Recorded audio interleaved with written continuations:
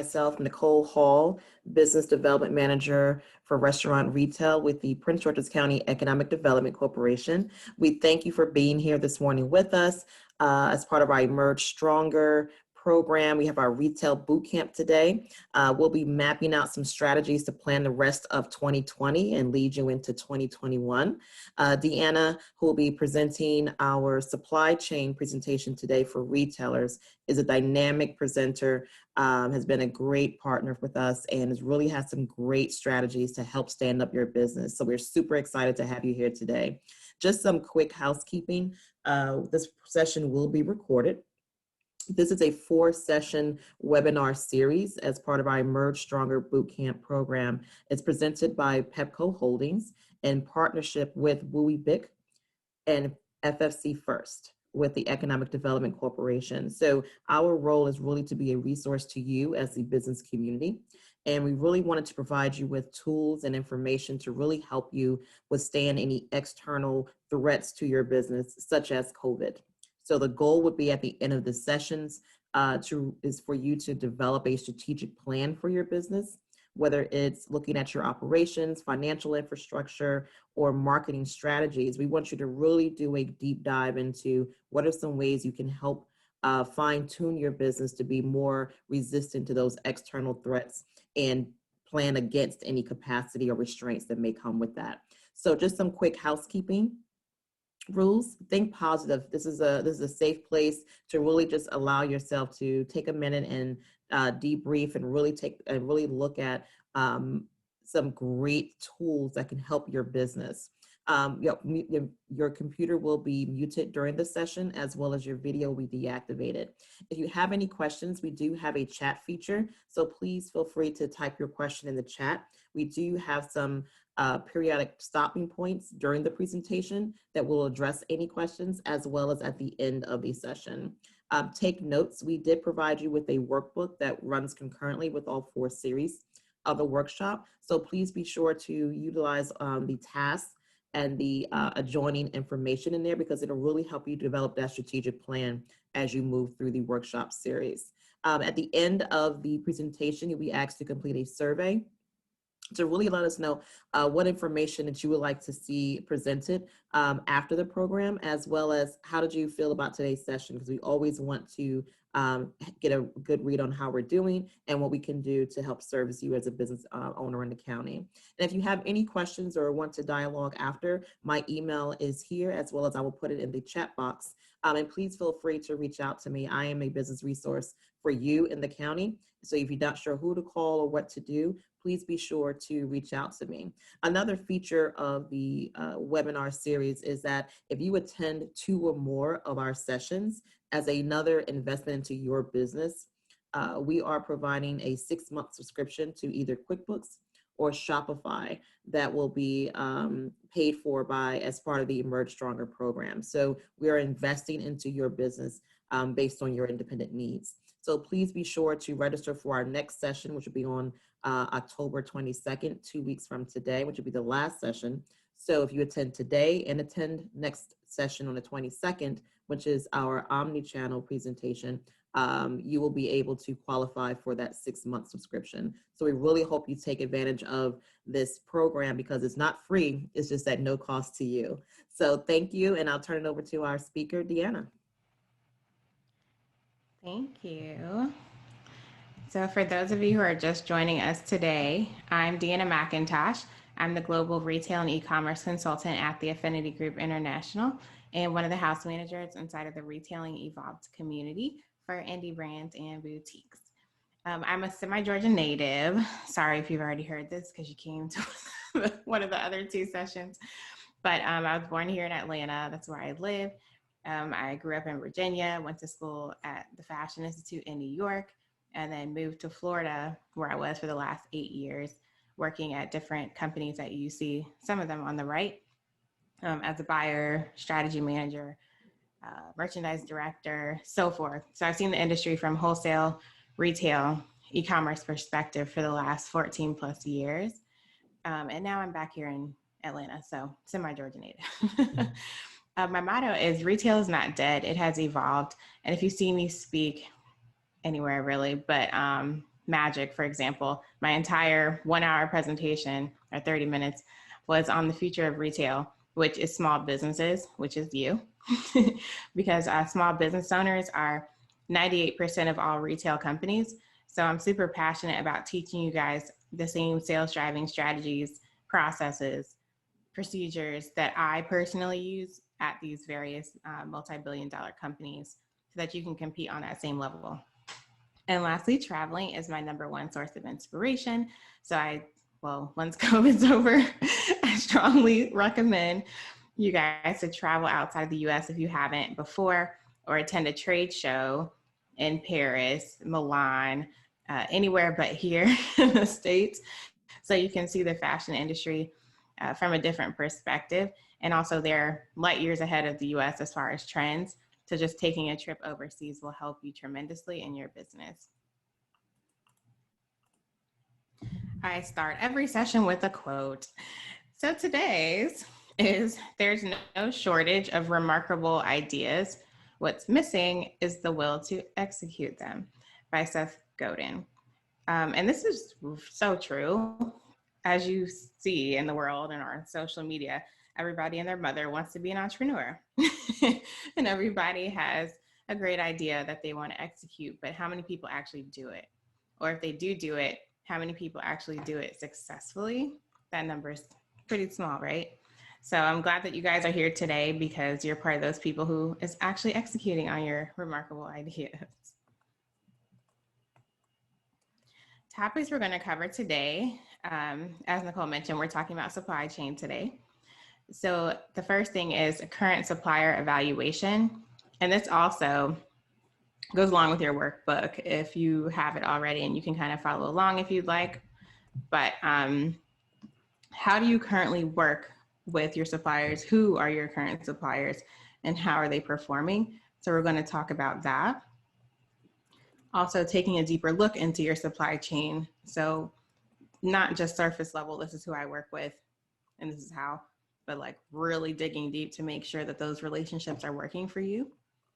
And then lastly, sourcing local. So coronavirus clearly showed everybody the importance of not just relying on one country, aka China, or one vendor to source all your merchandise from. You should have a diversified supply chain. You should have suppliers in different countries, cities, different types of suppliers, and so forth. So we're going to talk about all of that today. And if you have questions as we go, you can drop them in the Q&A or the chat. So what is supply chain? The definition is, it is the entire process of making and selling commercial goods, including every stage from the supply of materials and the manufacture of the goods through to their distribution and sale. So it's literally making something all the way until they get to your warehouse to the final customer. And successfully managing supply chains is essential to any company hoping to compete. And as I said, my background is mostly in merchandising and buying, but I had the pleasure of working in logistics and supply chain for the Home Depot. And if you're familiar with them at all, their supply chain network is insane. And their success, they will tell you 100% it's because of their supply chain network and how flawlessly somehow they coordinate all these different vendors coming from all these different countries. Just as an example, I had one position on the supply chain team. My job was to bring on vendors from that were selling online who were drop shipping. My job was to bring them into our warehouses. My one role, I was responsible for managing 200 suppliers at one time. 200. There's multiple teams at Home Depot across multiple, categories. And so that was my job, to give you just kind of a little scope into just how deep it is. And at Home Depot, they have warehouses specifically just for their online stores, which is their online store, their biggest store, which is what I was responsible for. They have, MDCs,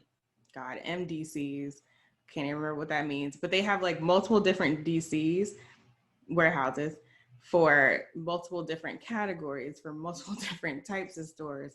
It's insane. I can't even begin to explain it to you. But that's why they're so successful.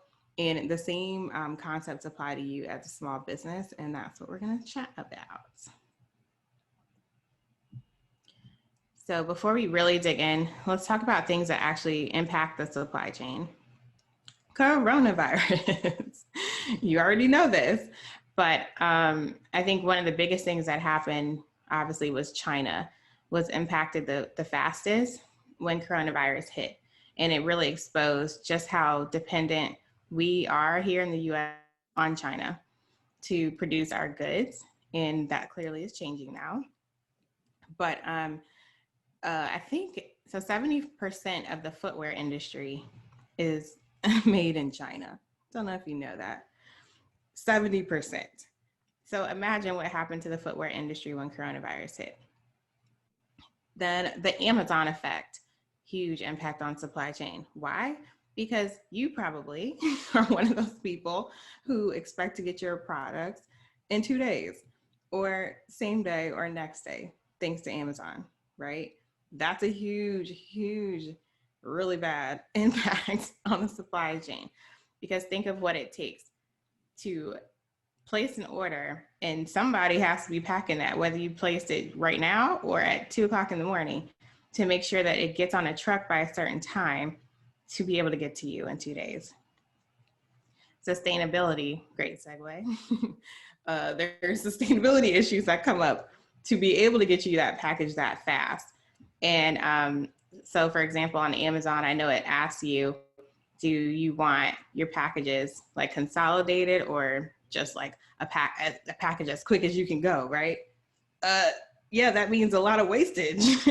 You could have waited an extra day and saved some cardboard and saved some, emissions and smoke from the trucks and whatever else, but we're not conditioned that way anymore because of Amazon. So sustainability is a huge issue. And think of all the packaging we throw away from all those multiple boxes, right? That's going to come back to bite us. It really already has. And then transportation delays impact your supply chain. There's a lot of things when Corona first hit that were stuck in customs or stuck somewhere. Who knows? Some things just never made it. So if there's delays with customs, or if you have your products on a boat and they're coming here and the boat sinks, that has happened before. Or the boat catches fire, that has happened to me before. That's a supply chain issue. Because now you not only don't have merchandise, that means you don't have sales. Whatever that merchandise made up of could have been $200,000, you literally just lost. So how can you quickly rebound from that? That's one thing. Quality issues with your supply chain. An example is drop shipping. A lot of people want to do drop shipping when they first start an online business because they think it's the quickest, easiest way, which is a myth. But with drop shipping, you don't control your products at all. You don't touch them. You don't see them. They get shipped from the vendor to your customer. So you can't control quality at all. That's an issue. Also, you have to make sure that your packages are packaged correctly or packaged in a way that they won't get damaged, right? And that has to do with your supply chain and you making sure that you have those conversations with your vendors. You go to the factories to see the packaging in person.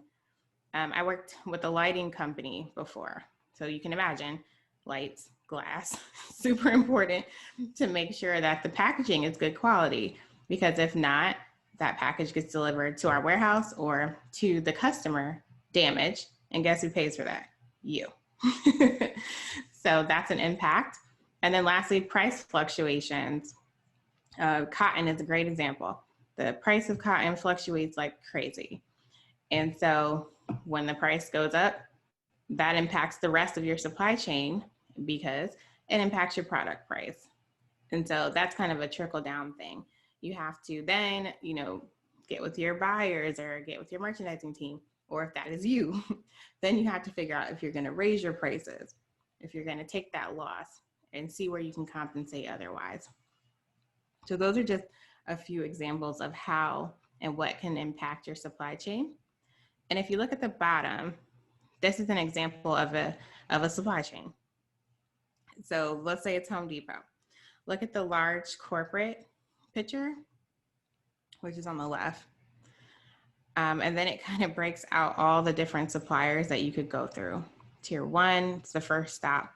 Then it can go to tier 2, and then it hits to tier 3. This is a very simplified version of a supply chain, but yeah. And actually, if you go right to left, it's probably easier. I don't know why they put it this way, but like look at the bottom. This is a farmer. So maybe the farmer makes cotton and then ships the cotton to this plant where the garments are made. And then they ship the garments from there to this next factory where the garments are all put together and packaged, labeled, all that good stuff. And then they ship it to the corporate warehouse. So that's just an example. And that's only a 1, 2, 3, 4-step supply chain. All right. Types of suppliers. This is really important to know, especially if you go to trade shows and just in general, to really understand the different types of suppliers that exist, because we talk about wholesale a lot, but that even in itself can look differently. For example, manufacturers. So most retailers buy through a company's salesperson or a rep. And that sales rep, can handle different companies at one time. For example, when I worked with that lighting company, we had a lighting showroom, so where we sold our goods, outside of Dallas Market Center. And then we had a team of sales reps who repped for our brand. And they also, most of them, repped at least 3 other lighting lines. Okay, so prices from the manufacturer directly are usually lowest because you don't have that middleman. You're literally buying directly from the manufacturer, the company who makes the products. And you see, it's usually the lowest unless the retailer's location makes shipping freight costly. So for example, if they're overseas or even in Canada, that is where you would see the difference.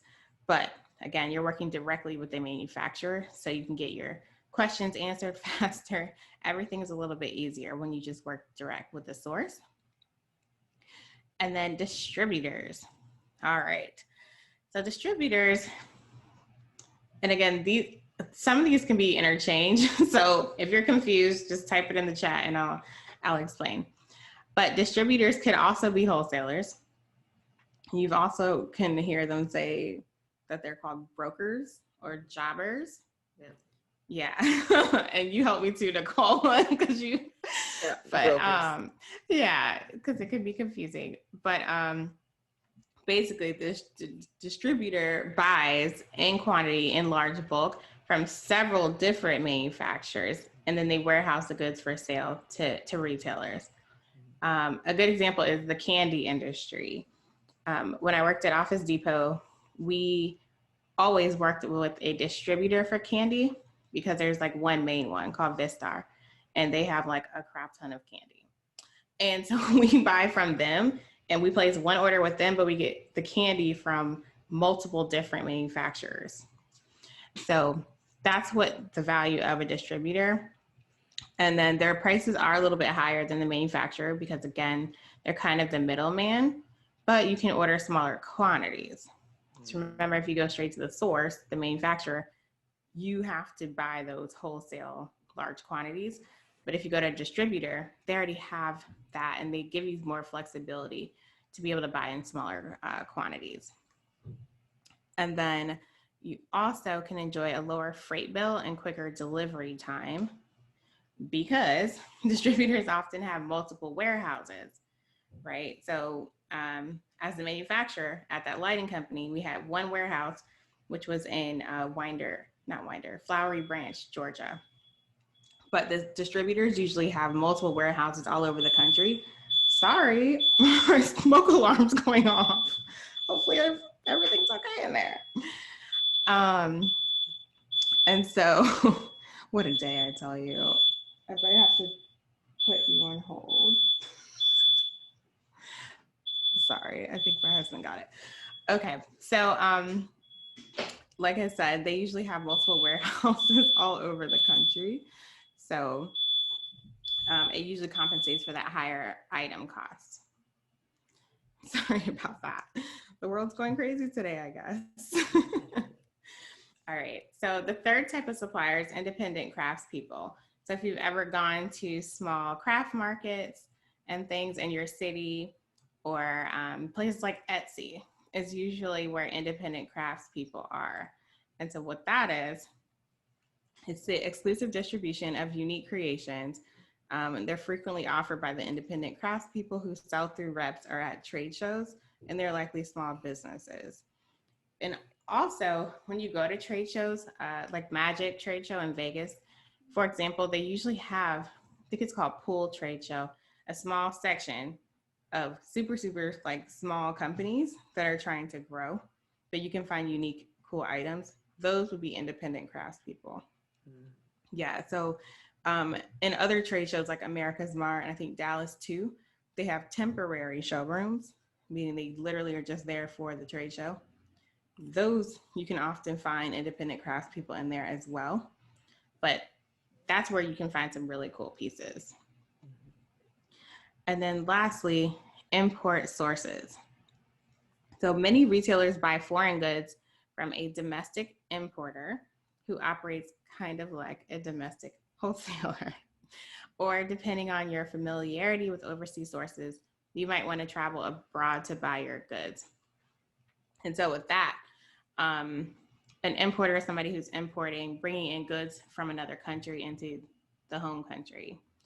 And so most of the time, and from my experience at least, if you're going to work with somebody overseas, at least if you're manufacturing your product with them, you need to go overseas to their factories and make sure that they're up to your standards, make sure that they're paying their workers living wages and all that good stuff. Checking the quality of your products. Any person that I've ever worked with who had products being manufactured overseas, we made trips over there at least twice a year, depending on how often we made new collections. Sometimes 3 times, 4 times a year to look at the quality, make sure it's on point from what we approved. And Deanna, I'll just add something really Yeah. quickly here. When I was a buyer for a retailer, and you also, especially for international vendors, you have to be cognizant of their holidays and Mm. cultural Oh, yeah. calendar. Because, for example, Italy, I was a buyer for food, and Italy basically shuts down in August. The country goes on what they call holiday, which I think is a great way of saying vacation. Yep. And we all knew that no matter what your product was, how big your order was, if you don't get it shipped out before July 31st, you were not going to get it until after September. So because that was a cultural calendar or holiday that you had to be basically plan around for the year. Same thing with Chinese New Year. That's the worst. You have, and it's a holiday that kind of move. I think it shifts a couple days every year. Yeah. So it's around not the February. same dates each year. So you have to make sure that if whoever your international suppliers is, you need to be communicating with them on a regular basis of what are the company holidays as well as the national holidays for that country, because they're not going to be responsive or jump when you need that product. So just keep that in mind when you're planning your orders. That's so true. Chinese New Year's a nightmare. Yeah. Because it's not even like here where, holiday like winter, Christmas, New Year, Hanukkah break, where it's like, this is the date, everybody comes back to work this day. That's not how that works. The Chinese New Year, they trickle back. Like 2 weeks, yeah. Yeah, they trickle back. They might start coming back. They might decide, yeah. The same thing with the Olympics. I had that issue Yeah. with the Olympics because a lot of the workers in certain countries leave the factories in the manufacturing plants and go work for the Olympics while the Olympics is in town. I had that happen, especially when it was in China. So a lot of the orders were delayed because the manufacturers lost workers. So, So Oh you my have to kind of, gosh. they always say, if a butterfly flaps their wings somewhere, how does that impact me? It Yeah. definitely does when you're talking about supply chain. So you have to, as a owner of your business, understand how those international Hmm. um, activities impact your business, especially when you're Yeah, dealing with manufacturing. it's true. And another example I just remembered when the lighting company had multiple factories that we worked with in China, and then one, no, like six in India. And one of the factories in China shut down because the government forced her to shut down randomly. They decided they wanted to build something, I can't remember, maybe a railroad or something, and Mm. told her that she had to move. And Yeah. she's like, just gonna shut down. She just had a death in the family and so forth. And that's where a lot of our products were being made, with that factory. So then that was a whole project, trying to figure out, all right, well, what products are made? When can we get the last shipment? Do we have other manufacturers or other factories who can make those products that she made?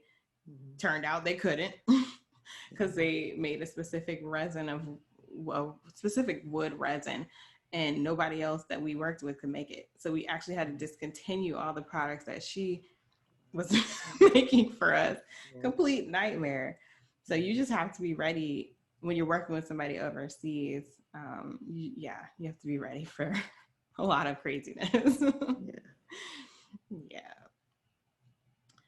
All right. So just again, some pictures of what a manufacturer might look like, a distributor, independent craftsperson, import. So top left, manufacturer. When you go to the trade shows, it's going to be typically like that company's name on it. So my lighting company, Capital Lighting, that's what you see on the showroom door.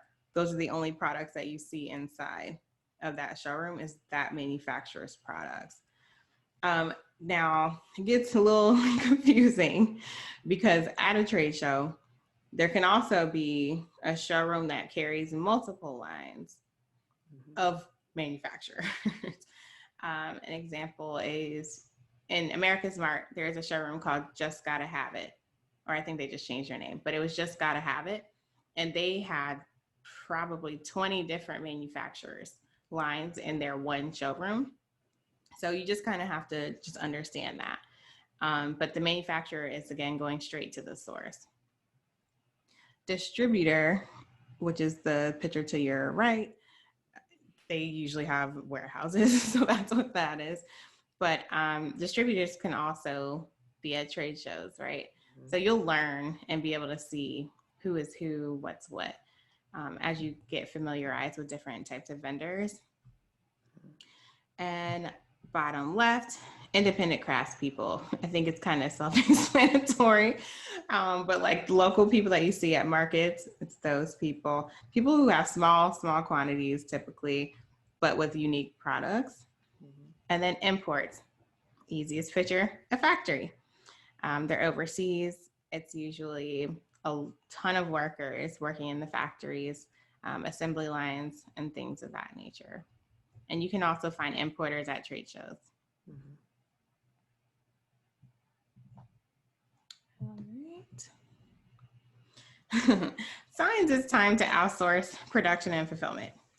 So tell me in the comments if you've seen these pictures on social media of somebody sitting in their living room. I wish I should have got one, right? But sitting in their living room with packages piled up all around them.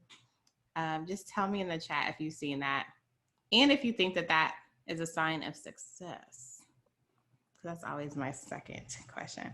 So tell me if you've seen the pictures on social or wherever with somebody sitting in their living room with packages piled up of stuff everywhere. And does that make you think that they're successful or like the best business owner ever? Because that's what it always seems like. I've seen it and I'll hold my opinion. I see it. Yeah, I'm gonna hold my opinion too until I get through this one. Nina Yeah. Johnson, good morning, and thank you for your comment. She says, no, I haven't seen it. Well, lucky you. Because when you've seen it once, you start seeing it every day. Yeah.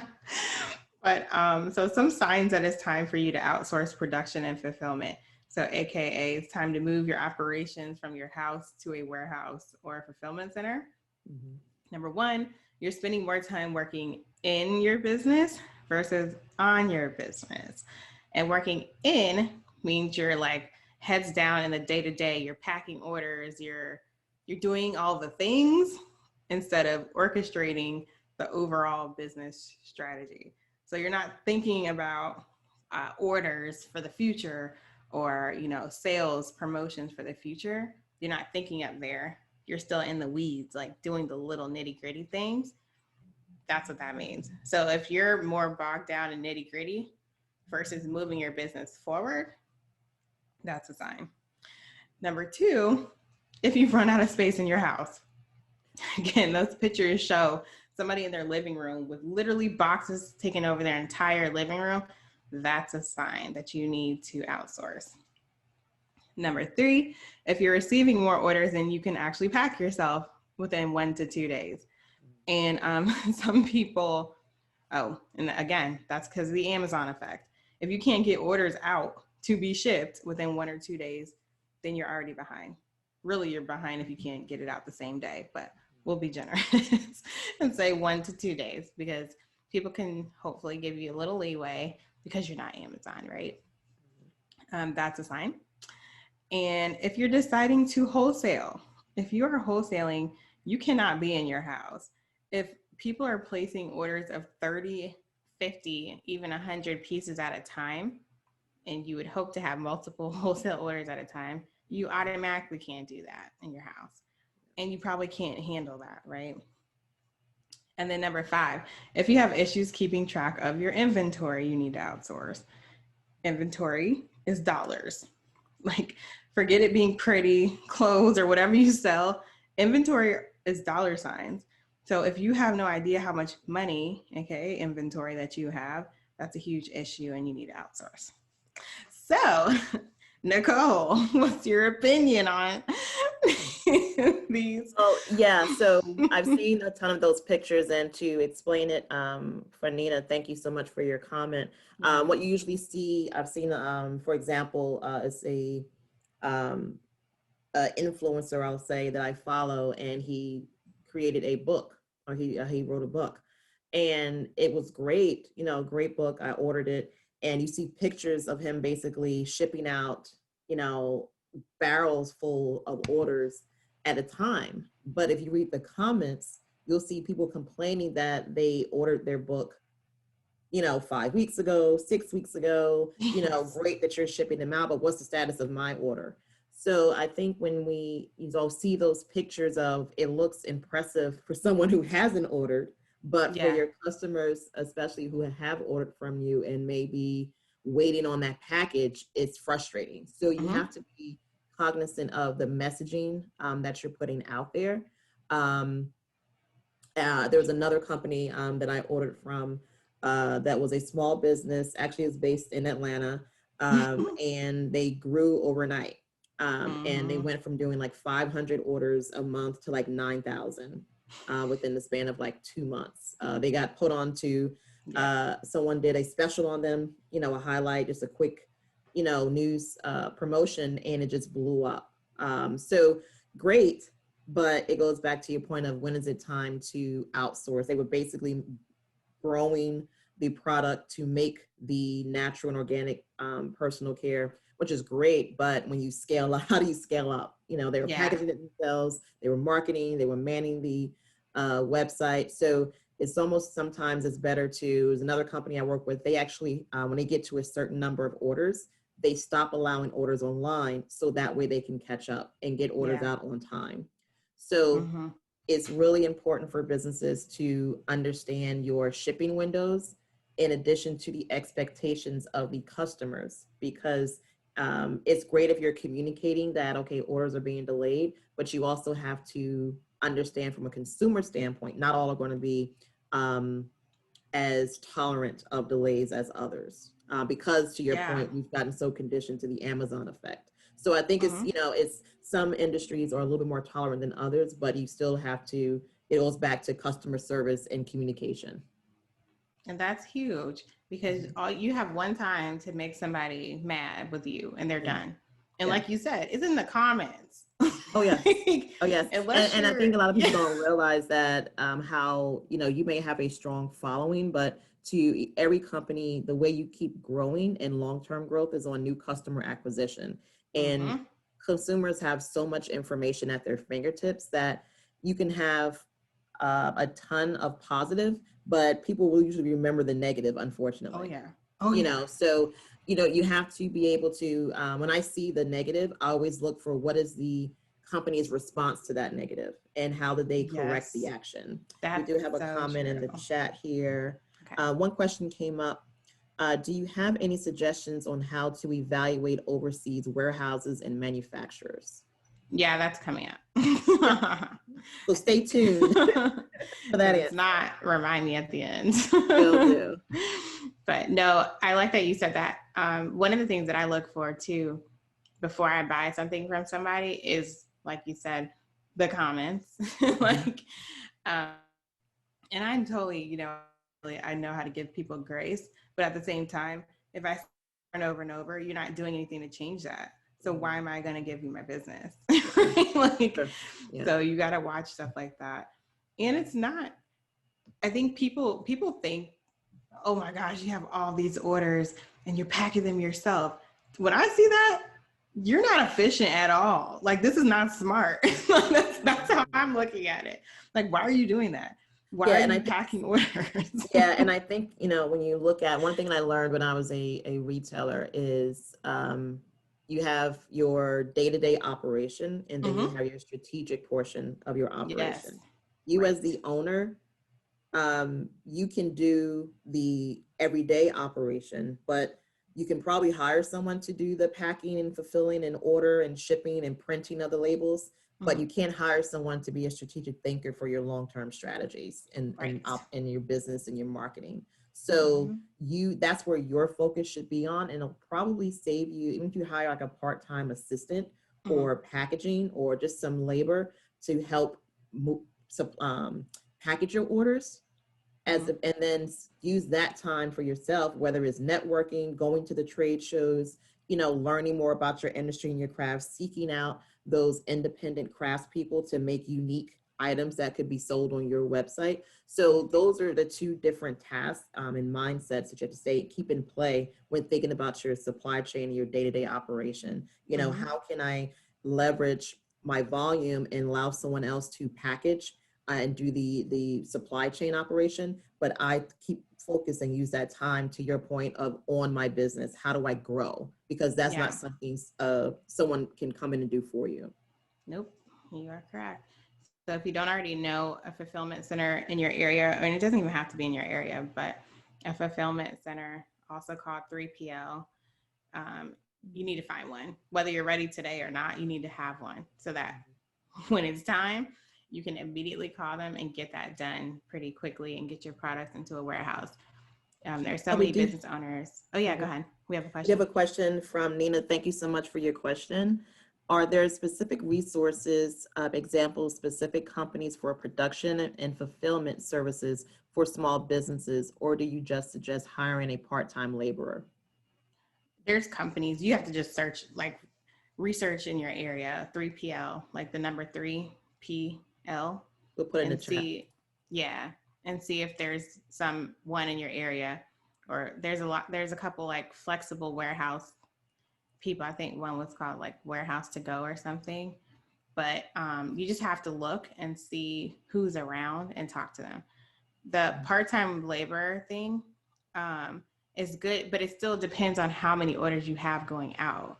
Like a prime example is, like you said, Nicole, somebody went from 500 to 9,000?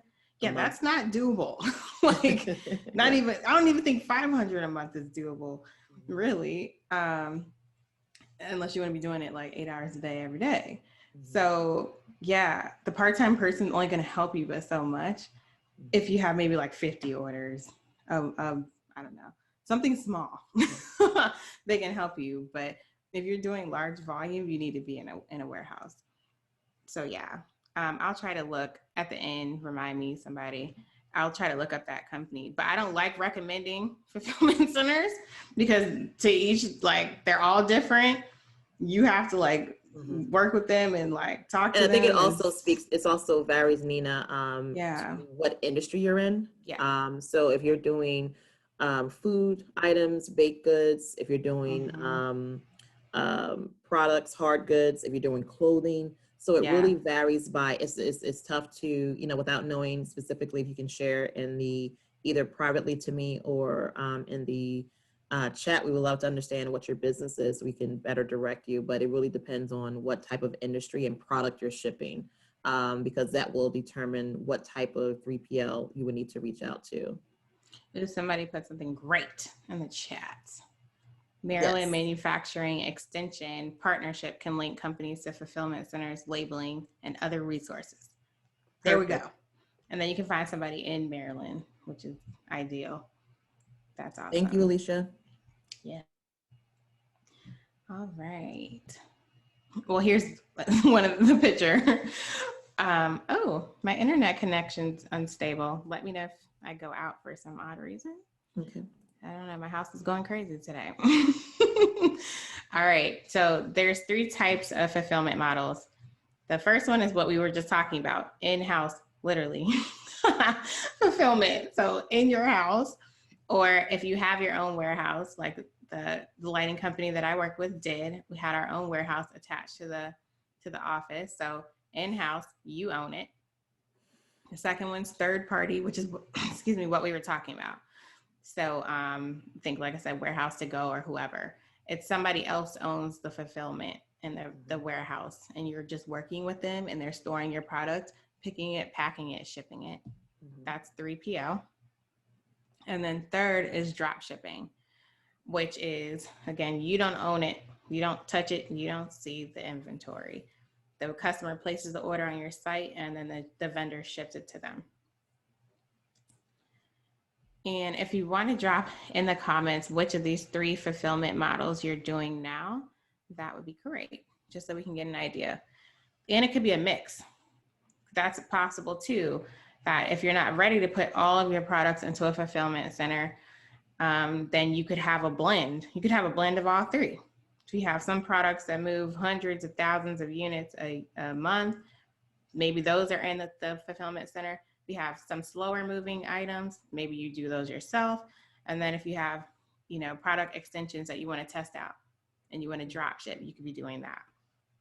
It's a What would bit to be a healthy manage. mix that you would recommend? Say if I'm a clothing or a clothing boutique, is there a healthy mix that you found that works for companies?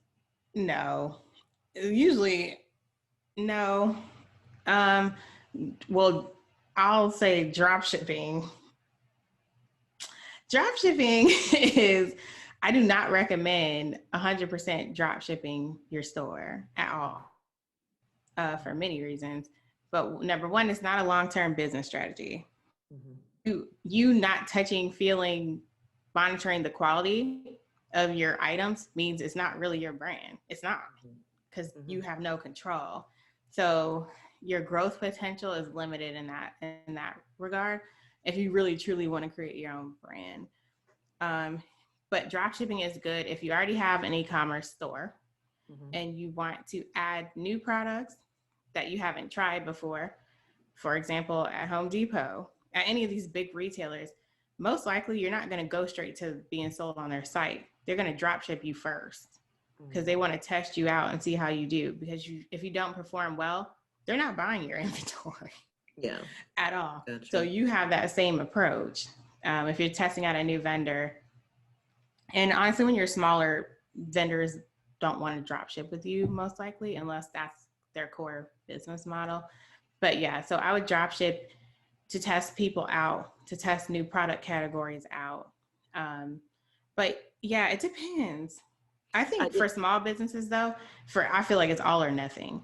Like there's enough to manage. If you're trying to do marketing, like customer service, you're doing all these things, put it all in the warehouse and let them take care of that. And then you focus on working on the business. Mhm. For the, we have a comment from Miss Tan Williams. Thank you so much. She says that she does in-house shipping, in-house fulfillment. Yeah. Yep. and she likes to see and feel the quality. It's so important. And Mhm. you can tell, I can tell immediately if something's drop shipped. It's the picture quality because you don't own the inventory, you don't touch it, see it, feel it. So that probably means you're not doing photo shoots for it either. You're using the vendor's generic stock photos that they take. We can tell. Mhm. So like, that's why it's like I don't recommend that at all, unless you're just testing it out, for example, or if you're drop shipping with small businesses, which is a whole other thought process that people don't usually think about. It's usually like drop shipping something from China, but there's things that you can use to create your own drop shipping site within your site.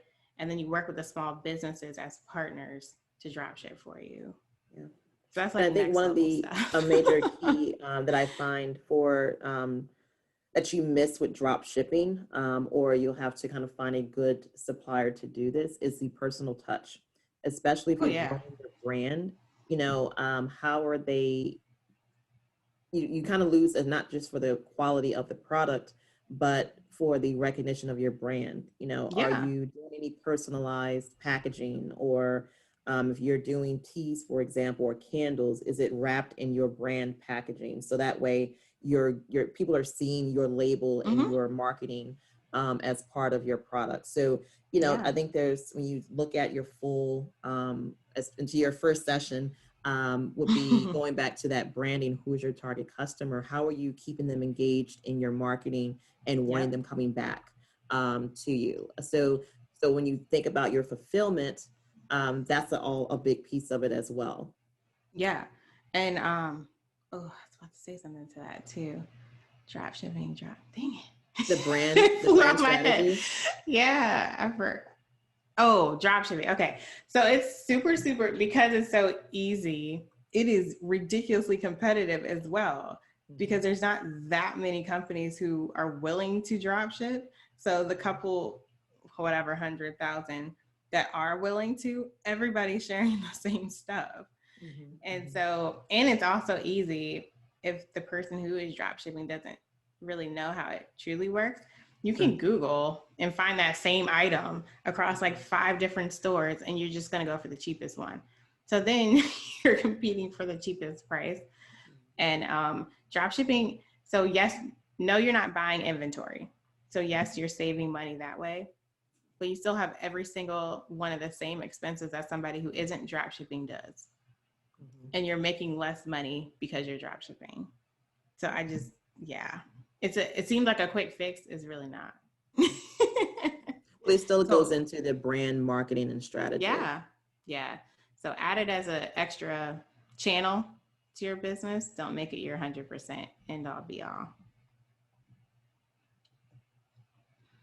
Alrighty. So have some inventory best practices. And if you were here for the last session, this is a repeat from that because inventory plays into supply chain. I mean, that's what it is. You have no supply chain without inventory.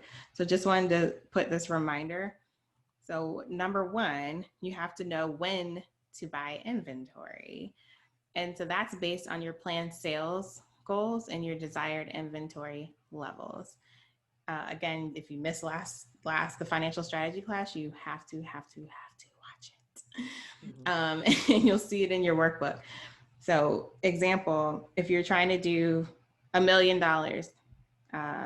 in a year, you'll know when you need to buy inventory because when it hits a certain level, like your stock level hits a certain level, your sales plan will show you that you need to buy more inventory. Weeks of supply, yeah. Yes, because you can't, that's obvious, but you can't make money off of inventory that doesn't exist. So you need to know when to buy the inventory. You need to know what to buy. Again, that's based on your monthly sales plan and your seasonality of product. So if it's about to be 20 degrees outside, you shouldn't be buying shorts or swimwear unless that's your brand, unless you have a resort destination type of brand.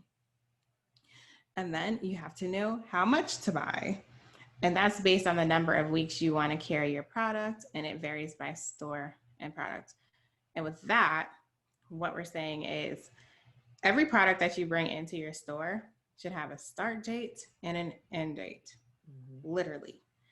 So if you bring in this sweater today, October, whatever today is, like October 5th, then when do you plan for this item to go away? Because it shouldn't still be here October, December, shouldn't still be here in March. It better not still be here in March. So when do you plan for it to go away? Let's just say January, which I think is still too long, but it depends on what your business, you need to know your business. Do your customers come in every week for newness? Do they come in every month looking for newness? And that's going to help determine how often you need to bring in newness, right? Yeah. So how many weeks does this item need to stay around? That's how much you need to buy. And that's based on how your average sales. So if this item sells on average 10 pieces a week, then 10 pieces a week times however many number of weeks is how much you need to buy. There's a little bit more deep things that we could add to that, but in general, that's how you got to look at it. And the same thing goes for holiday buys. So when we're thinking about holiday coming up, Black Friday, there's really no such thing as Black Friday anymore. It's Black November. But when you're thinking about, and it's been that way for a while, but when you're thinking about the holidays, you can buy things specifically for the holidays. So the big retailers, when they buy for Black Friday or holiday, they place specific buys for that time frame. So meaning this item's coming in October week 3, and it needs to be gone by November week 5, period. It's not going to be replenished, blah, blah, blah. So every single thing you buy needs to have a start date, end date, and how do you plan on getting rid of it if it's still there? And then last, perfect segue, know when to exit or mark down. So whatever, if at the end of that time frame that you said it was supposed to be gone, if it's not there, what's your plan? And you can plan all of this ahead of time. You know, if things aren't selling into Black Friday or whatever, and that stuff was supposed to be gone, when you bought it, you should have already had a plan on how to get rid of that, right? So whether that's a special promotion or you'll mark it down an extra 10%, whatever the case is, you should have that planned out. You have anything you want to add to that, Nicole? No, you're exactly right. And especially with this holiday season, due to the impact of the pandemic, the buying season or the holiday season is being dispersed over a larger window. So you've already seen like Amazon, they announced their Prime Day is October 12th and 13th, where I think typically is in November usually. So you're looking at a disbursement of that holiday buying season spread out over starting earlier in October than it typically starts in November and goes through December. So since we have a lot of capacity constraints, there's a lot of online ordering, and so fulfillment has gone through the roof. We're seeing FedEx and UPS have increased their surcharges for shipping. So a lot of that is being, and a lot of that is impacting the fulfillment windows of a lot of companies. So you have to keep that in mind as you're going into this new holiday season, that new pressure of fulfillment and distributing over the normal volume for the holiday. So how do you plan for that? How much lead time do you need to build in? How do you keep your consumers updated on those shipping windows? But still maintaining good customer service. So I think the key there is really just communication to your customers and, you know, stay within the scope of what you can do well. Don't try to overextend yourself. There's a fine line between doing a lot of orders and doing too many of them bad and doing a smaller amount and having great customer service, because that's going to help you in the long run. So really understanding your model, what your capabilities are around the holiday season. Because folks are much less tolerant for consumer issues than they are during the rest of the year. So you don't want to lose that customer by trying to scale too big too soon and not having the right supply chain in place. Right. And you should absolutely have that disclaimer on your site that if they want to have their order delivered by X date, they have to place it by X date Mhm. and We have a stick to that. question. Thank you, Uh, Alicia. What are you doing to move inventory early since the shopping season is earlier this year? If you are sitting on a lot of inventory, this is cash sitting on your shelf. So what would be your recommendation to help move that inventory earlier? mhm. Shopping earlier. Well, I'm just reading the rest of it. Yeah. So you should definitely have targeted campaigns and promotions, like actual planned things, not just saying, okay, everything's 25% off or everything's 30% off, but you should be more strategic than that and plan kind of like themed campaigns, like make it interesting.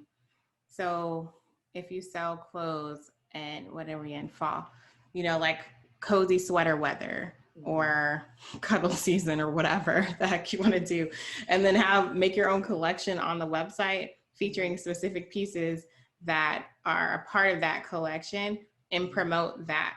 So your first go-to should never be discounting unless you like to lose money. I don't. Yeah.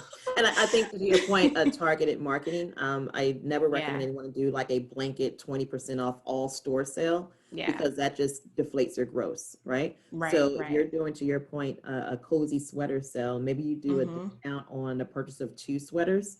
So that way Mm-hmm. you're Right. driving that multiple purchase, as Yep. well as you don't discount your other items or your accessory items because you want that plus one um, purchase. So you Mm-hmm. might sell sweaters and pants and leggings. You might do a recommendation, if you select that sweater, work with your webmaster to maybe recommend an item like they do on Amazon. So, at Amazon, they're Yes. the king of scale up. So if you purchase, this cowl neck sweater, other customers have purchased, these leggings and the Mm-hmm. leggings aren't discounted. So you're getting that higher gross item with that discounted item and you're bringing up your dollar ring. Plus, if you're offering free Yes. shipping, you have that minimum in there. So you're helping people get to that targeted minimum order. So that way it's cost effective for you to ship that product to them. Mm-hmm. So Yeah. it's those kind of strategies, don't recommend those site wides. The larger guys can do that because they have a much Yeah. better They supply have a chain. plan. they Yeah. have a they have a plan It's to do built that and in. they're larger. So Yeah. so from your inventory, to answer your question, Alicia, definitely targeted marketing along those higher inventory items. So if you're heavy in sweaters or heavy in pants or belts, whatever it may be, focus on driving folks to that item and then getting them to add in a non-sailed item to drive up that gross profit.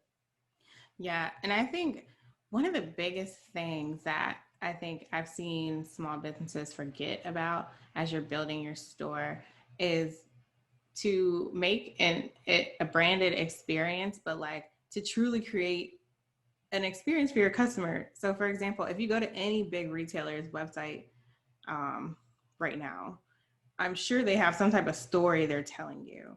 So, like Mhm. I said, cozy sweater or whatever, cuddle season, you're missing the stories. And when you're missing that, people are just coming to your site and just seeing stuff. Like Mhm. you're not showing me anything. I'm just looking at random things and Mhm. I'm having to put my own story together to see what I'm trying to buy. And also, because of cash flow issues, you're not bringing in newness. And if Mhm. I come to your site and I see nothing new, why am I going to come back? Mhm. Mhm. Or if you make things, there's somebody I know who I love her candles, but she's had the four same scents since I met her 3 years ago. So it's like, that's not good. You have to keep having newness. You're supposed to inspire your customers.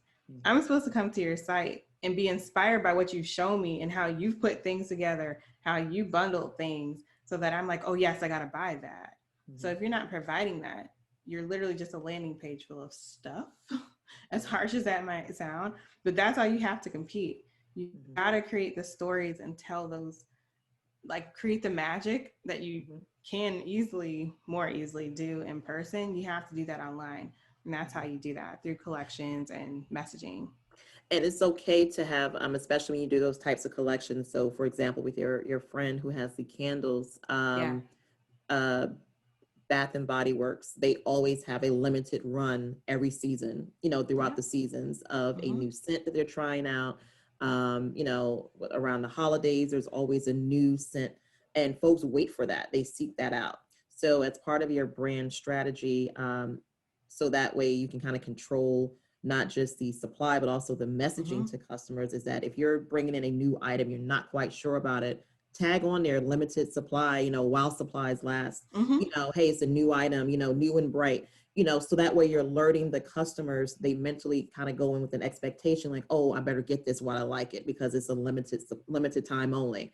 And they Yeah. understand that messaging, so especially this time of year. So it's all about building that brand and communicating what the expectation is to the customer. Hmm. Yeah, absolutely.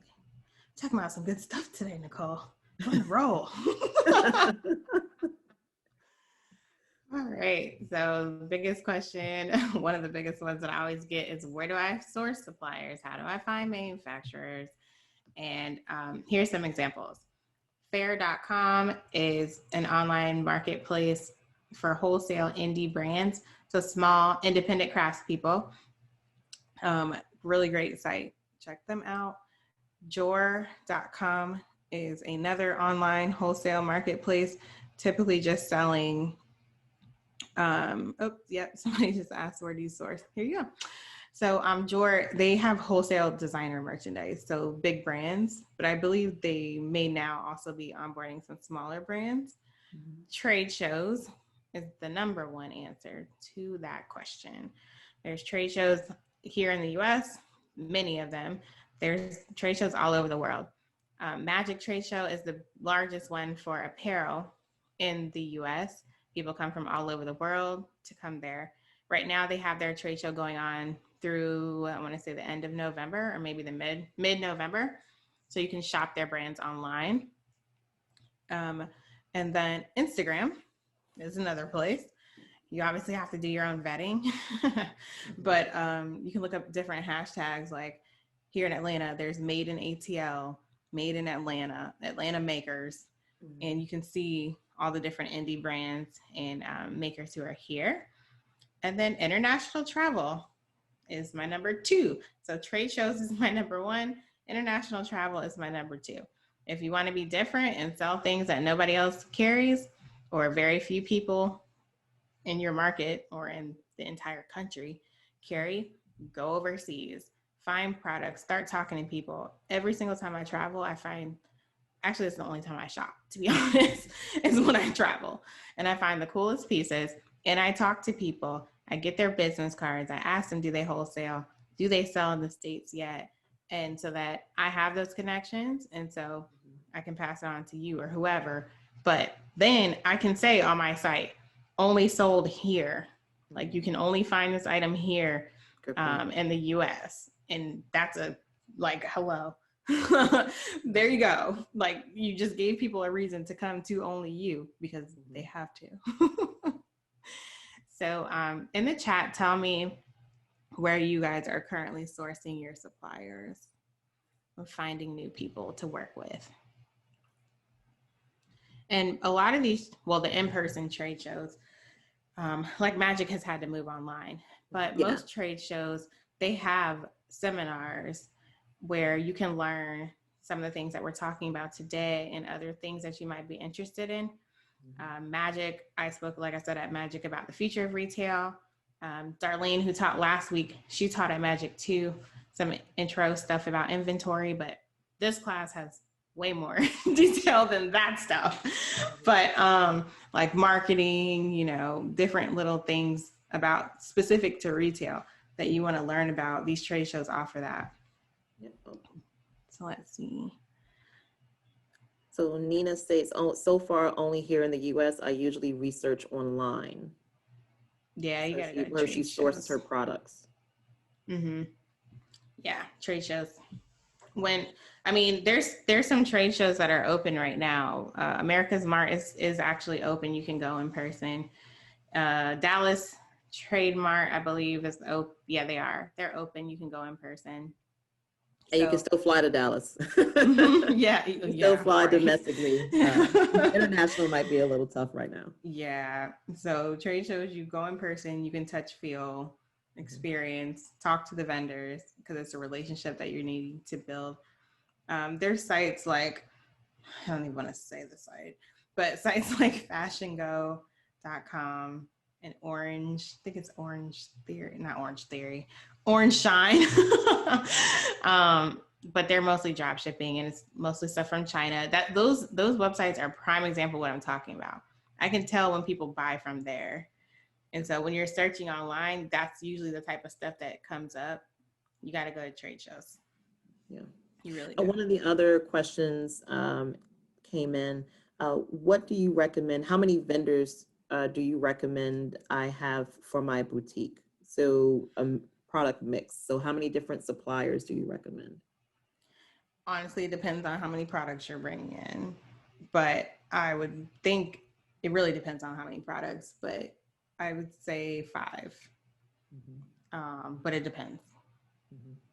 It really depends. Like if you're trying to do $1 million a year, you're gonna have like 30. Yeah. But if if you're trying to do 100,000, which shouldn't be anybody's goal, everybody's goal should be 1 million. So I'm not gonna even go there. Sure.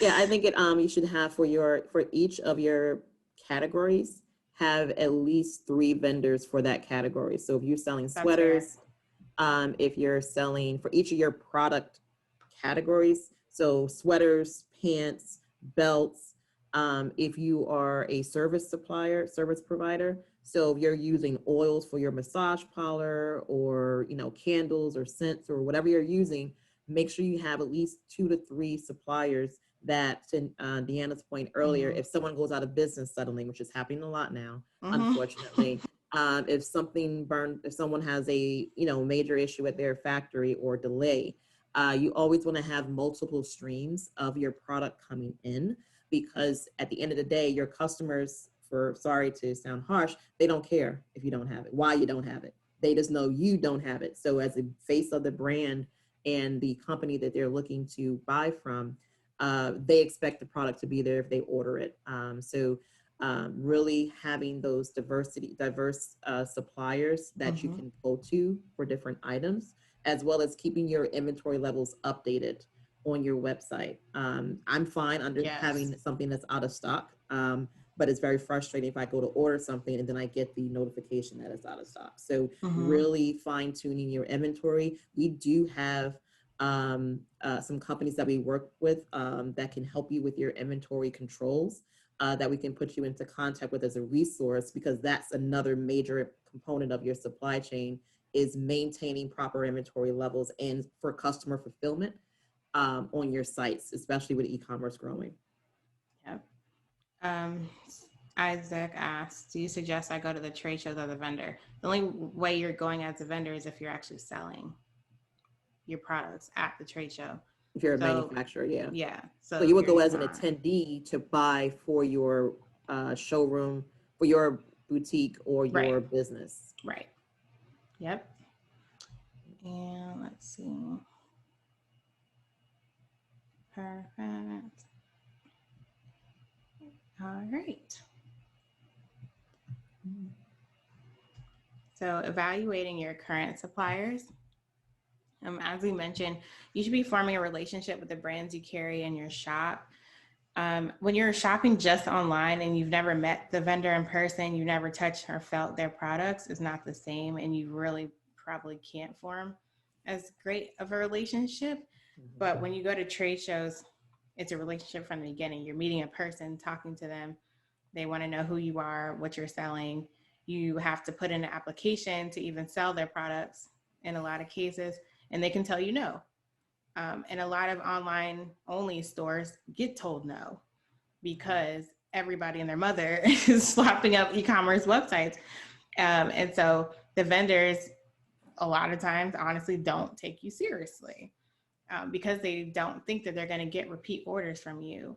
So they're not going to go through all the trouble of setting you up with an account and doing all these things.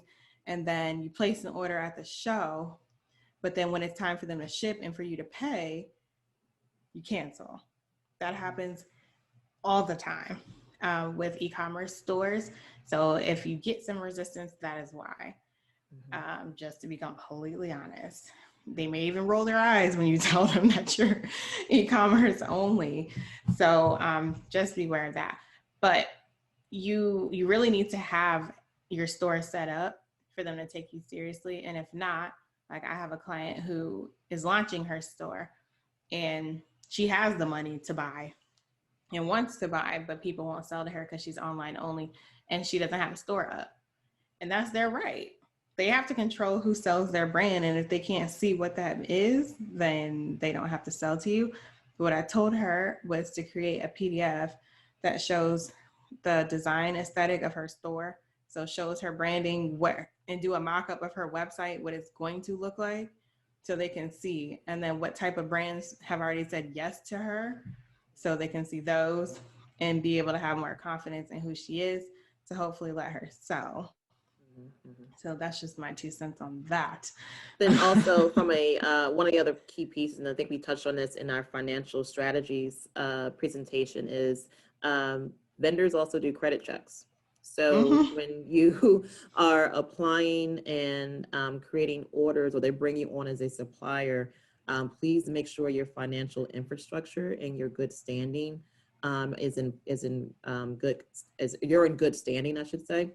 Yeah. Because people are getting information is key, and you want to make sure that you are have good credit reporting, because that's another factor that companies are checking now because of that issue. There's so many pop-up companies, and if you put an order in, they have to feel good that you're actually going to be able to pay and have the funds and the good credit standing to fulfill that order, or to complete, pay for that order. So just keeping that in mind when you're applying for those vendors, it's a relationship both ways. So you're vetting them, they're vetting you. And as a company, you need to make sure you're in good financial standing so that company is more likely to work with you. Yeah. And when you go into one of their booths or whatever, or if online you're trying to talk to them, they will know like within seconds if you know what you're doing or not. And that will determine how your conversation goes. So all these things that we're talking about in all four of these sessions, if you like really learn it, do your strategy workbook and start to really understand this industry, they will take you much more serious. I'm trying to think of like examples, but like this is wholesale, right? This is not retail. They're two completely like different ways to do business. So I've seen people like at Magic go into a vendor's booth and start talking to them like they're talking to somebody at Macy's. Like that's not what this is. So yeah, just make sure you have your stuff together. And another suggestion that I told the client that I was just talking about who hasn't launched yet is they want to know, like Nicole said, that you're serious, that you have the money. So I said another way that they'll take you seriously is if you walk in and you're like, I love your brand, do your research. So know who you're going to go see ahead of time. And say, I love your brand. There's a couple pieces that I like, and you can make that up. There's a couple pieces that I really like, and I have about 10,000 to spend with you today. Can we talk? They're going to talk to you. But if you walk in there, it goes back to it goes back to your brand strategy and knowing who your consumer is. Right. So if you go in, to your point, Deanna, as an example of with your current suppliers, and say, hey, I have $10,000 to spend on my customer. Now you probably have 15. I'm always going to be a deal maker. So you always kind of, you do some negotiating there, but you also just want to speak to, understanding what the minimums are, understanding for this vendor, if you're going direct from a supplier, what are the minimums? Is that something that's feasible for your market, for your, your supply chain? Can you handle that? How are you going to receive it? How do they ship it? Have all those things known beforehand before you approach a vendor. A lot of great source for learning that is to go to Deanna's point. A lot of these trade shows have training sessions and work sessions prior to the start or during the duration of the trade show that can educate you on the buying process. Yeah. Or you can work directly with a broker who will then go to the trade show. Most times with, you always tell them, go with your broker, and they can help guide you through some of those suppliers to get to the products that you want. Yeah. So that's another option for you. That's true. And I can't remember if we talked about this already, but you have to have not only the financial plan that we talked about last session, but your merchandise plan. So if you have to do 1 million a year, let's say in Q4, which we're in right now, you have to do 400,000. Well, what does that mean? How many tops does that mean you have to buy? How many bottoms? So that when you're going to these people, and there's an app for that, I'll put it in the chat. I think I mentioned it before, but um, for trade shows or whenever you're buying. It's called the Faves Pro app. So if you put your budget, your $400,000 budget in that app, then as you're starting to see things you like, you're taking a picture of it, putting the price and the minimums and all that stuff in this app. So you're tracking as you go. So again, when you go to the supplier, you're like, I'm looking for a white top, a white blouse. I'm looking for this, this, and this. And that's what I need to buy right now. So do you have this? Like, then they know, okay, she has a plan, she has money. Okay, they're not gonna even question. They may, but it's not gonna be like their normal, like, who are you and why are you in here? This is awesome discussion. Yeah. Everyone, please be sure to put your questions in the chat box. We love the questions so far, so thank you for that. But we have great dialogue, but I want to make sure we get through Yes. the content because it's great information. So okay, so but basically, when you're looking at your current suppliers, you need to look at having a relationship with them, making sure you're communicating with them on a regular basis. And if things aren't working that you have bought from them, you need to have conversations about why. First of all, you need to know why it's not working, and then you need to talk to them and see if other customers are having that same issues. Because once you have that relationship, then maybe you can do a swap out for something else. If this isn't working, well, can I try this? Let me send this back to you, type of thing. But if you have no relationship with them, they have no incentive to do anything for you except take your money. All right. And so at any given time, you should know your top 3 vendors in terms of sales. So which 3 vendors are driving your sales, and then which 3 are not driving your sales. So the vendors that are contributing the least amount to your sales. And the same thing is like reviewing your cost of your products regularly, because suppliers can sometimes, not on purpose, but your cost of your items can start to grow. And again, if cotton prices change, they're going to tell you that their prices are going to go up. But there's little things that may happen accidentally. You need to be watching everything, right? So if 1 week something happens with your gross margin for some reason, you need to be able to identify that and then have that conversation with your supplier. And this is in your workbook, so I'm not going to go through the whole thing so we can get through the rest of the presentation, but these are some questions that you need to be able to answer to look at your own supply chain. So like, what % of your suppliers are based here or outside of the US? How many countries? And your answers to those questions will kind of tell you if you need to start looking for some new suppliers to add to your store. And as a buyer, I would recommend that you seek new suppliers every year. You never want to just stay stagnant and stay with the same suppliers. You always want to stay up on what's coming in the industry, and that's a good way to do it by speaking to other resources. You may not necessarily bring them on as a supplier for you, but it's always good to reach out to others in the industry and learn what are they doing, what they may be doing differently, what technology or trends might be coming up, whether you're a product or service provider, because that's where you get a lot of that information that can help you build that brand strategy for your company. If you know something new is coming down the pipe, a new innovation, a new trend, a lot of times that comes from your new suppliers that you may bring on board. Absolutely. And even like when I was a buyer at Chico's, I had a really close relationship with my supplier for our woven tops. And my job was to figure out how to make the white button-up shirt interesting. White no iron button-up shirt. There's not many things you can do. You can tweak the collar, the placket, buttons, the sleeve length, add a pop like to the the inside of the sleeve. I mean, you run out of ideas at some point. And so we were constantly working together, and I told him, I need something new. I need something like crazy. So he would bring me different fabrics and things like that. He eventually brought me a linen that was no iron. Linen's a pain in the butt fabric. Nobody likes it. It wrinkles as soon as you touch it. But so no iron linen was like revolutionary. Not everybody believed in it, but I did a test. I forget how many units that I bought. But anyway, the test did $1 million.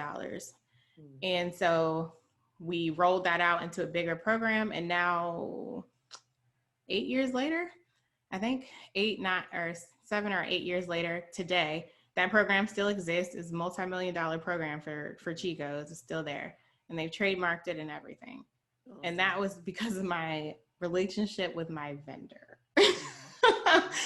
So please don't underestimate. Like Nicole said, they can give you insider information and let you know what's coming down the pipeline.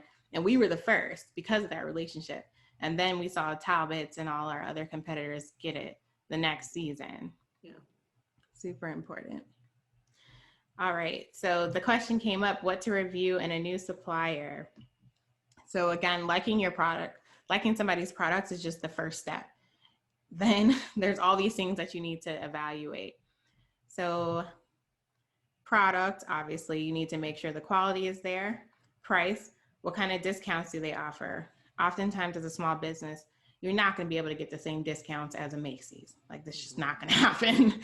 But, you can talk to them about their commitment level. If you commit to $20,000 or units across the whole year, maybe it's a basic tank top, you can get a better discount. And then making sure of what type of margins you can make. Gross margin equals your profit. It's a very important number. So how does that shake out for you? Place, where are they manufacturing? Are they in China, India, Indonesia, the US? And then where are their warehouses? Also, where else are they selling? If you have a brick and mortar store and they're selling to another retailer that's 5 miles down the road, you probably shouldn't carry them. Promotion, how and where do they advertise? And will they list you as a stockist on their website? Because then that could bring more traffic to you for people who love that brand and they want to learn about other stores who carry them. And then lastly, people, are they responsive? How do they handle customer service? This is important because when you run out of things and you need to quickly place another order, how quickly do they respond? Do they even care about you as a customer, or are you just a number? So you got to find out those type of things because, again, it's a relationship. All right. Domestic supply chain is basically making sure that you're utilizing local businesses. And if you want to drop in the chat, if you currently work with local businesses in your store, we'd love to know that. But I would say that at least 25% of your products, it would be great for those to come from local businesses. Prime examples what happened with COVID, when people who were heavily reliant on overseas vendors, they were in trouble. They were in trouble and scrambling. Meanwhile, the small businesses were here in the US waiting for business. And then there was like no connection between the two people. Like, people didn't think to even get with the small businesses to fulfill and give them products so that they can continue to make money. And so on the right side, these are some categories to consider how you can utilize small businesses. Merchandise is obvious, but supplies, food items, communications, marketing, there's so many ways you can incorporate them into your business. And I think it'll definitely help you with sustainability in the long run and to have really cool, unique items. Yep. One of the good examples that I have of that, and please put your questions in the chat box as we get ready for our Q&A. Just an example of a company utilizing their vendor resources was a supermarket. When COVID first hit, we all know toilet paper flew off the shelves. Everyone was trying to find toilet paper. And they couldn't get toilet paper from their wholesaler, who they worked with currently. So what they did was they reached out to their cleaning supply company. So all their janitorial supplies they use Mm-hmm. to clean the supermarket. They reached out to them and said, "Hey, do you happen to have toilet paper, like single roll toilet paper that we can buy?" And the janitorial company was like, "Yeah, we do," because as part of their janitorial services, they ship to offices. So as we all know, everyone started teleworking. So you don't need to replenish Mm-hmm. your cleaning supplies Right. as including toilet paper to an office center. So they had a huge inventory of toilet paper that they were now able to pivot and send to this supermarket that was out of stock and couldn't get it from their normal supplier, to fulfill customer orders. So it was single roll, but it was available. So they were able to utilize their relationships and build a new supply chain for that category as a result of the pandemic by utilizing a local supplier, who is not typically a wholesaler for them, but they were able to use that relationship to get product to their customer. And at the end of the day, they were able to fulfill orders. So it worked out.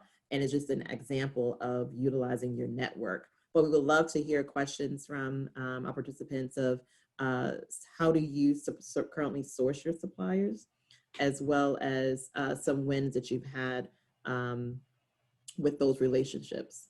One question I had for you, Deanna, when you're looking at your products, understanding from a brand perspective, for when you, I'm sorry, from a vendor, what's a good process for how important is a vendor's corporate sustainability to selecting them as a supplier?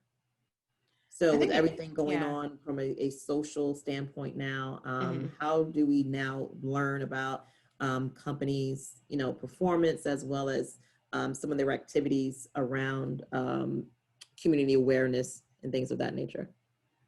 Yeah, I think it just looking at their social media, but at this point, I think a lot of companies have added like some type of statement to their website.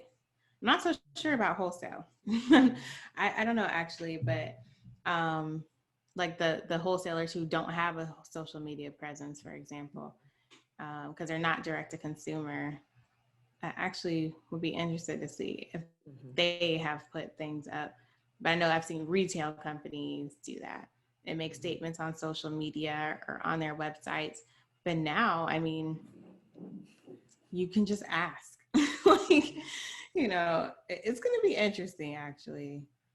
Honestly, it's going to be interesting. The wholesale industry, I mean, retail industry in general isn't very diverse. And so all these new conversations will be very intriguing to see what these people's responses are. But as far as sustainability and stuff too, most wholesalers who have some type of sustainability strategy, it's on their website, and Mhm. it's something that they're proud of and that they talk about, like their factories, operating a certain way. At trade shows, they often have pictures of their factory so you can see. Mhm. But it's up to the business owner, to be honest. Some people don't care about that. Yeah. Yeah. They just want to see cute products and they don't want to know how it got there. Yeah. Yeah. So yeah, but personally, I definitely am going to be looking at people's websites and whatever they have said publicly to see if that aligns with my values.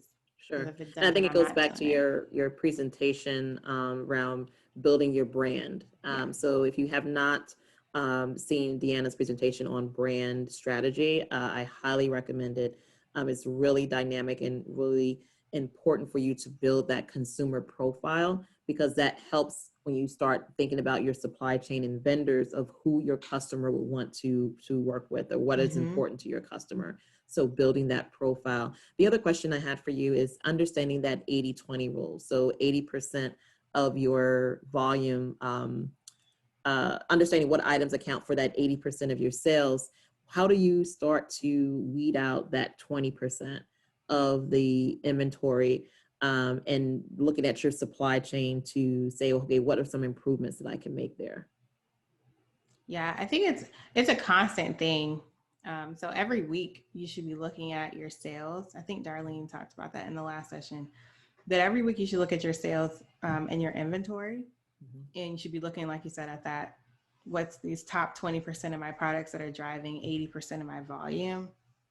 And so, really, the thing, and you're looking at your weeks of supply. So, seeing how much you have and seeing how much inventory is turning slowly or slower than you thought. And then you start analyzing. It's all about analytics, Mhm. really. It's like figuring out, well, why are these products not selling? Is it the quality? Is it the fit? Is it they don't like the scent? What is it? That's the problem.